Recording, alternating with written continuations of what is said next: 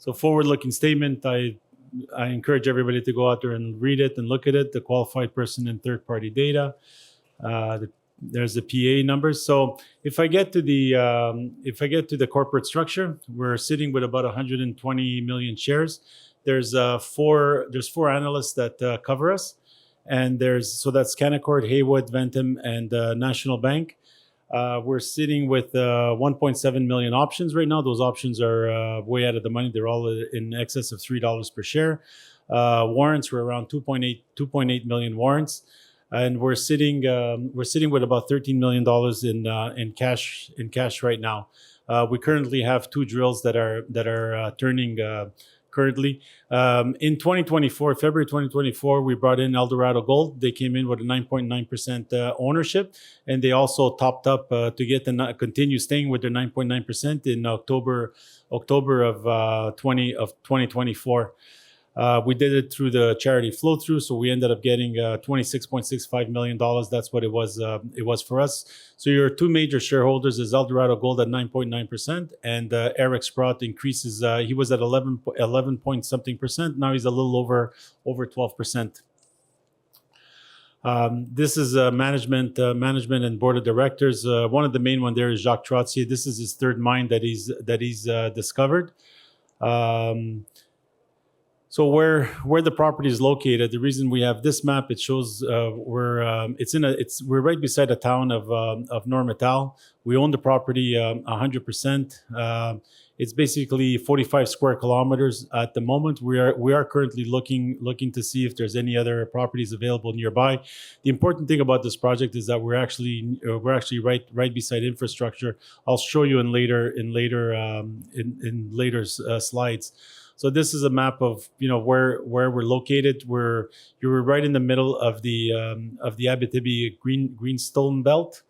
The Abitibi greenstone belt has there was a mine right beside us, which was a VMS mine. We're strictly a gold mine. We do have some VMS showings on our property. We've put in about 12 holes showing that there is VMS potential also, but basically it's a gold deposit, and we've done most of the work on gold right now. That's the geology. That's the geology of the property. So where you see it's like a peachy color. That's where there's the red inside the peaches. That's where the deposits are. The deposits for the resource and the PA is basically there. There's about 4.5 kilometers along those faults. That's basically out of over 20 kilometers of faults. So there's a lot of blue sky. The green that you see at the bottom, those are volcanics. There's barely any drill holes there. Again, that's just to show the blue sky potential. And on the north side, where you see the Normétal volcanic complex, that's where you have a lot of potential for VMS deposits. But again, we're really concentrated on gold right now. We'll leave that for later time. This shows the distribution of the deposit. So every pink sphere that you see there, that's 10 grams. That's 10 grams or more. These are all the zones that have gone into the economics, the resource and the economic study. But the main zone is really the high grade zone. So the high grade zone, you see it. That's the part that goes all the way straight down. So we've identified a mineralization all the way down to 1.6 kilometers. So that's just to show. In the Abitibi, it's known. Gold zones are known to go extremely deep. And as it gets thinner at the bottom, it's not because it's thinned out. It's just because of lack of drilling. We do believe that as we continue drilling deeper, you are going to find more gold. And again, same thing here. Every pink sphere that's there is 10 grams. It's 10 grams per ton or higher. So this is the deposit, the resource that we put out. So property wide, it's 1,639,000 ounces. And when you look at and that's property wide, you're getting very close to 4 grams across. Most of the mineralization is going to be coming out of the high grade zone. There's 750,000 ounces. You're looking at close to 12 grams per ton very, very high grade. And when you look at this deposit, it really comes straight down. It's what we call a mining engineer's dream. You could put a ramp and just ramp straight down. With the current deposit that's there right now, you would definitely do a ramp. If we increase it, then you could actually look at the economics of putting together a shaft versus that. Again, this shows the constrained mineral resource that we did. So it's 1.6 million ounces, and for the PA, we actually shrunk it down to 1 million ounces. So using a 1,750 ton per day mill, your average grade, this is fully diluted. You're looking at 5.26 grams per ton. We're going to be really putting an emphasis from years 1 to 5. That would take you to 6.49 grams per ton from year 1 to 5. Your average annual production would be 101,000 ounces. And that gives you your year 1 to 5, you're looking at 124,000 ounces. AISC is one of the lowest costs around. You're looking at $807 US per ounce. Years 1 to 5, you'd actually be at 739. CapEx, one of the lowest CapEx is around. It's $229 million, and you have a life of mine of a CapEx of 238 million. That includes the rehab and clothing. That's for the sustaining capital. You look at the economics numbers; they're pretty strong there. Where you're looking at an IRR of 59.5%, pre-tax NPV of $948 million. The pre-tax, the cumulative pre-tax undiscounted free cash flow, you're looking at around $133 million per year. So a very robust economic project. Again, this is how you would be mining it. Now, one of the reasons why our CapEx is, we brought the CapEx all the way down to $228 million. There would be four open pits. Those open pits, you would take them out in pre-production. So you add that to your CapEx, and you'd be selling the gold from that. The gold you'd be selling from the open pits. You'd be reducing your CapEx from it. And the reason you're doing that is that you're taking your waste after that and putting back the waste rock into the pits. So you actually don't need a tailings management facility, and you'd be drifting over into all the other zones from underground. This is a sensitivity analysis, the base case, and how it would be at 2,600 gold. I mean, the numbers are quite robust. And then we've also taken, with gold prices all the way up to 3,000, and also doing a sensitivity analysis on a plus or minus capex if the capex comes in higher than 20% or minus 20%. Also on the OPEX and the after-tax IRR. When you look at these numbers are quite impressive. The pre-tax payback period that is, you're looking at 1.5 years, and after-tax you're looking at a period of 1.8 years. That's at $2,000. That's at $2,000 an ounce. If you use 2,600, you're looking at 1.2 years. Again, this is the eastern gold zone. It's showing you what kind of mineralization it is. It's basically most of the gold that comes in free gold, it comes in quartz. And that's actually what also helped is the metallurgy. I'm going to get to, these are some of the grades. That's the high grade zone. As you see it come down, it's quite continuous. Those were some of the results that we had.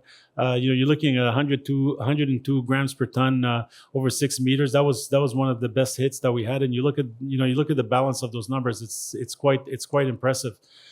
This is also the Eastern Gold Zone. This is the Western Denise and Eastern Denise, and all these numbers you can get them on our site. This presentation is actually on our site. When I get to the metallurgy, so the high grade zone, the metallurgy is quite impressive. You're actually getting 99% recovery.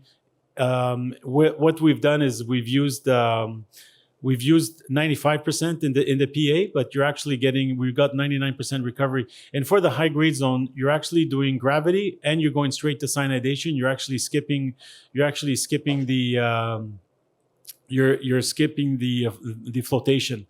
When you get to the rest of the zones, so the numbers that you see on the left side, that's all the other zones. That's for the gold, and the numbers you see on the right side where the lower recoveries. So here you have to do the gravity flotation and cyanidation. But the numbers that you have on the right is for silver. So we haven't included the silver numbers in our economic study. It is going to be a credit. We will be getting gold from there, and that's one of the reasons also that your AISC is that low. You've got quite a low you've got quite a high recovery. So that really helps out. And on top of the fact that you're right in your infrastructure. Again, this is the Gratien Gold Zone. It's open in all directions. Exploration is continuing right now. We still have 2 drills turning, and again, we look at some of those grades. It's quite impressive. Going to move forward to this is one of the other zones, also the Gratien Gold Zone. This is the western extension. Again, very good grades. All are open pits. When you take an average grade, because of the grades are so high, you're still looking at an average grade around 2.5-3 grams property wide. This is also the Great Cat. It's right at surface. This is going to be one of the open pits also. Great grades. This is the team zone. So this is going to be one of the other open pits also. So it's a total of four open pits that are planned in the economic study. And this is one of our newest discoveries called the JT zone. It's lower grade, but really long intersections. And we barely have 15 to 20 holes into this project, into this area. But when you're looking at 70 meters at 0.91 and 77 meters at 0.84, so it's got a lower grade component, but it's all near surface, and it's near all the other areas you can access. You can definitely access. So what we're looking at now is additional gold discoveries. It's 45 square kilometers. We've barely touched maybe 4.5 to 5 square kilometers. So the blue sky potential is really quite high. There is a base metal discovery. The holes that are there are pretty much like the old mine that's about 4 kilometers away from us. You're looking around 2% copper with lead, zinc, silver, and gold credits on it. This was some of the regional geochemistry that we're doing. We're using this to vector us into further discoveries, especially after so much drilling. What's really nice about this is you look at